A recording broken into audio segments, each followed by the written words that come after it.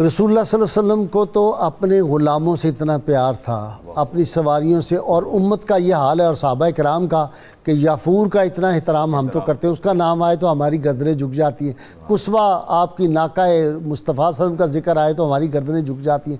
حضور صلی اللہ علیہ وسلم نے جس وہ جو تھا کوزہ اس سے وضو فرمایا ہمارے لیے، وہ سر کا تاج ہے۔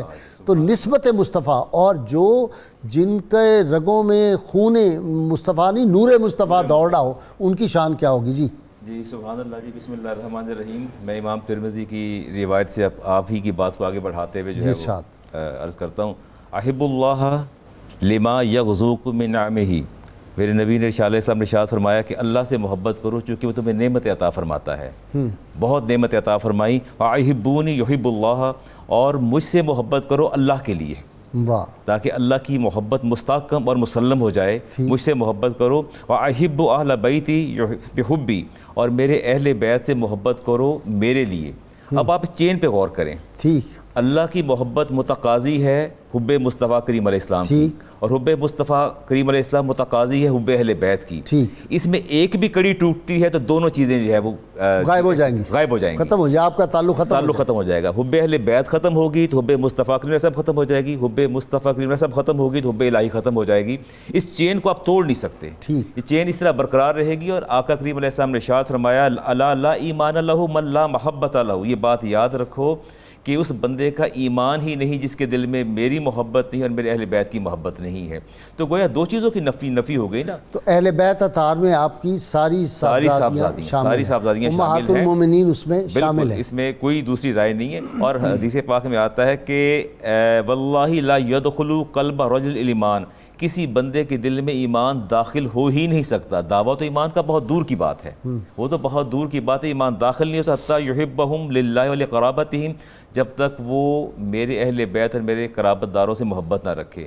تو گویا ایمان بھی گیا اور حب الہی بھی گئی۔ تو بنیاد جو ہے جہاں کے تان ٹوٹتی ہے وہ حب اہل بیت ہے۔ اگر وہ جاتی ہے ہاتھ سے، جاتی ہے دامن چھوٹتا ہے ہاتھ سے، تو پھر حب مصطفیٰ کا دامن چھوٹ جائے گا۔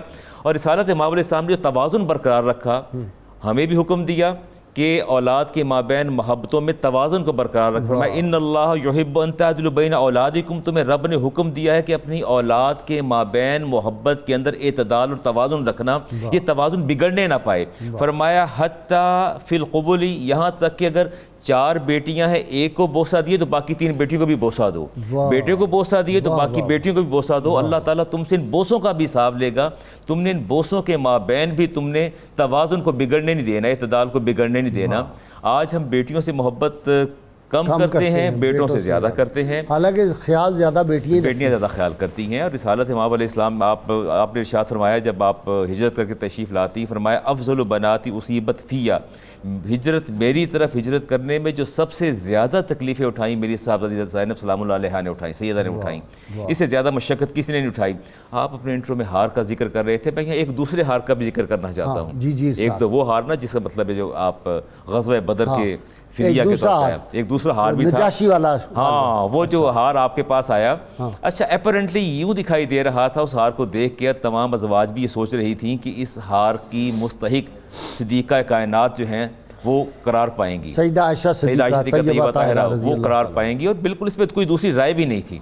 اور ہار انہی کی طرف جانا تھا چونکہ آپ کو بہت محبت تھی، لیکن رسالت باب نے ارشاد فرمایا لا ادفعتها الى احب اہل الیہ، آج یہ ہار میں اسے دوں گا جس سے مجھے اپنے اہل بیت میں سب سے زیادہ محبت ہے۔ اور وہ ہار آپ نے کس کو پہنایا؟ اپنی صاحبزادی کی صاحبزادی، اپنی نواسی سیدہ امامہ کو ہار پہنایا، اور یہ اقوام عالم کو اور قیامت تک اہل ایمان کو بتا دیا کہ بیٹیوں سے محبت اگر ہے تو پھر نواسیوں سے محبت اسی سطح اور اسی درجے کی ہونی چاہیے۔ یہ بتا دیا کہ اولاد سے محبت ہے تو اولاد کی اولاد سے بھی محبت کرو، وگرنہ آپ کی دیگر صاحبزادیاں بھی موجود تھیں، ان کی والدہ کو ہار نہیں پہنایا، نواسی کو ہار پہنا کے بتا دیا۔ اچھا انسانی فطرت بھی ہے، بالکل پوتے زیادہ پیارے لگتے ہیں بیٹوں سے، نواسیاں بیٹیوں سے زیادہ پیاری، قدرتی کوئی بات ہے، ایک فطری بات ہے۔ آپ دیکھیں کہ ماں اگر آپ کی صاحبزادی آپ کی نواسی کو ڈانٹے گی تو آپ اسے ڈانٹ دیں گے، اسے کچھ نہ کہو، اسے کچھ نہ کہو۔ پریکٹیکل یہی ہوتا ہے، پریکٹیکل ایسا ہوتا ہے، اپنی بیٹی کو بیٹے کو ڈانٹ دیں گے، بہو کو ڈانٹ دیں گے، اس بچے کو تم نے کچھ نہیں کہنا۔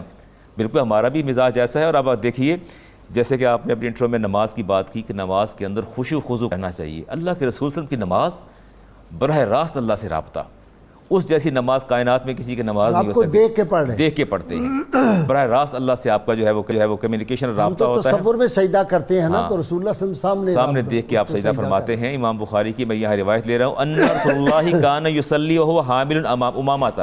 رسالت امام علیہ السلام آپ حالت نماز میں ہوتے اور کندھے پر سیدہ امامہ کو اٹھایا ہوتا. اب آپ دیکھیے کتنا مشکل کام ہے.